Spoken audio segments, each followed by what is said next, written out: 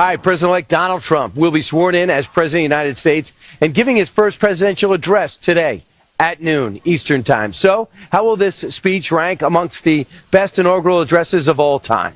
Here with a few of the best addresses to date, President and partner with Maslansky and Partners, Lee Carter. Good morning, Lee. Good morning. You're going to go through some of the president's best speeches that were given right out here. Yes. Who are we going to start with first? We're going to start with JFK, one of the most iconic speeches that we'll all remember. Roll it. So let us begin anew, remembering on both sides that civility is not a sign of weakness, and sincerity is always subject to proof. And so, my fellow Americans, ask not what your country can do for you, ask what you can do for your country. And he would start the Peace Corps, and he wanted to get everyone in that sense of service. Such a beautiful, beautiful speech, inclusive, inspiring, and that's what we want to see out of inaugural speeches. And so hopefully we'll see more of that this afternoon. The other person is, of course, everyone talks about Ronald Reagan. Both sides of the aisle say he really transformed. What excerpt? Do you have an excerpt you picked? Yes. So let's roll tape, and we'll talk about it in just a minute. In this present crisis, government is not the solution to our problem. Government is the problem. So as we begin, let us take inventory. We are a nation that has a government, not the other way around. And this makes us special among the nations of the earth. Our government has no power except that granted it by the people. Gosh, that's bittersweet. It is just, we all love him. We all love him. But let's remember, he was the first president to face the people, saying, I serve you, not the other way around. He was a president of the people and for the people. I expect that we're going to see something similar out of Donald Trump today. All right, real quickly, I think we got a George W. Bush speech excerpt from, I believe, A Rainy Day. The enemies of liberty in our country should make no mistake. America remains engaged in the world by history and by choice, shaping a balance of power that favors freedom. We will meet aggression and bad faith with resolve and strength. And to all nations, we will speak for the values that gave our nation birth. Lee? National security message, and that was important at the time. Still strong today. Still strong today. All right.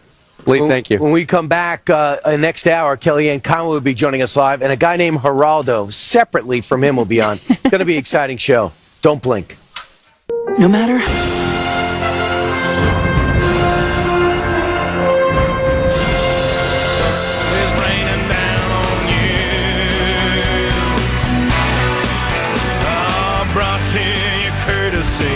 and not to understand how overwhelmed he is about what it means to be president of the United States, especially when you consider where he started, how little chance so many people gave him, and how he defied all the odds even up until Election Day, which he took some time to recite yesterday. Meanwhile, a full schedule on tap, and it's pretty much planned out for the president-elect. It is, and we're going to detail it. You're going to see some of it here on Fox and Friends.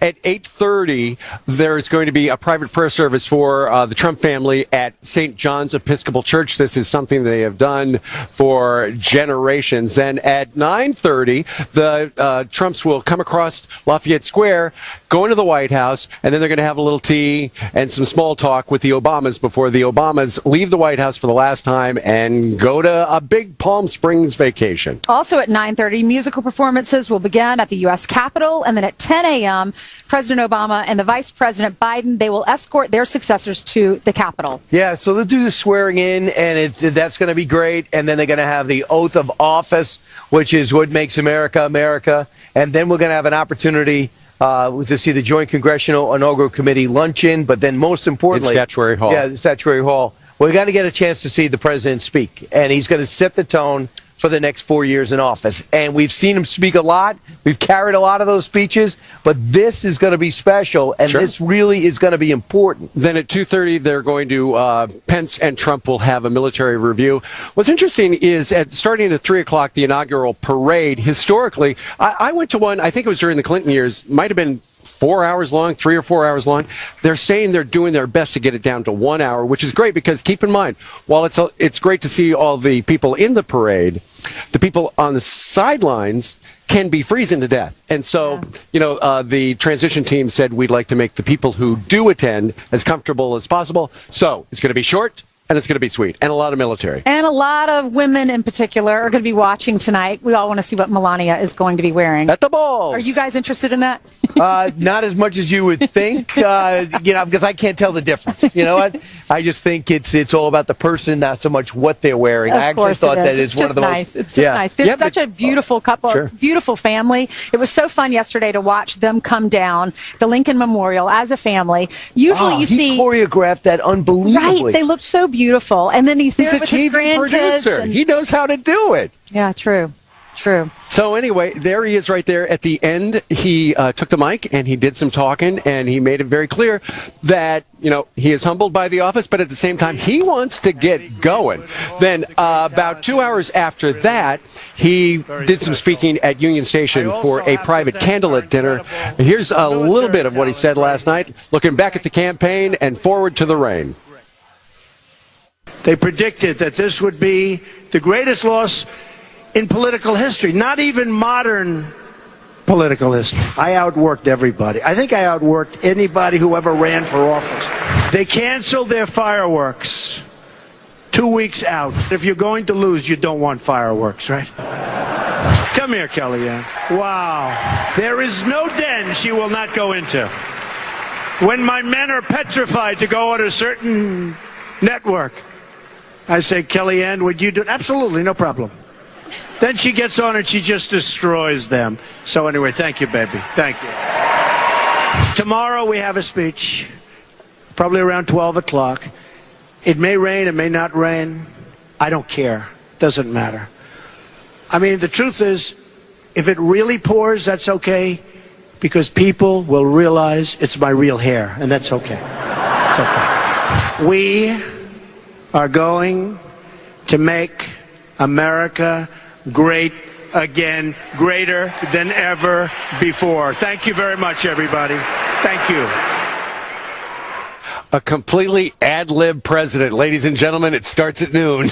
He just says whatever's on his mind, talking about Hillary Clinton canceling the fireworks display 2 weeks in advance, and then he looks in the crowd, he sees Kellyanne, he's like, Kellyanne, you're great, come up here.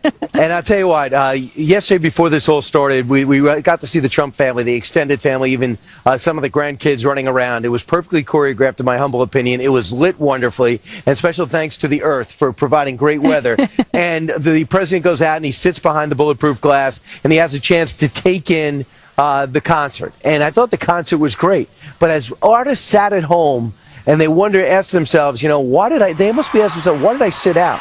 Unbelievable setting, a great moment for America. You have the president-elect sitting there, and I thought about so many of these bands that said, I just don't want to cause any controversy, and I'm going to stay home. So I thought that really, hopefully, in 4 years, no matter who's president, they'll realize this is about America. Yeah, but take a look at what's going on. We got 70 U.S. congressmen sitting it out. It wouldn't be surprising that a bunch of lefties from Hollywood would say, you know what, if I ever want to, I'm not going to show up Donald Trump. I don't like his politics, blah, blah, blah, I have a theory. I think a lot of them voted for Trump. I was going to say that, They don't want to tell anyone they voted for Trump. We're talking about in public, though. Yeah, because they came out to public. That would be outing them. But maybe they're managed.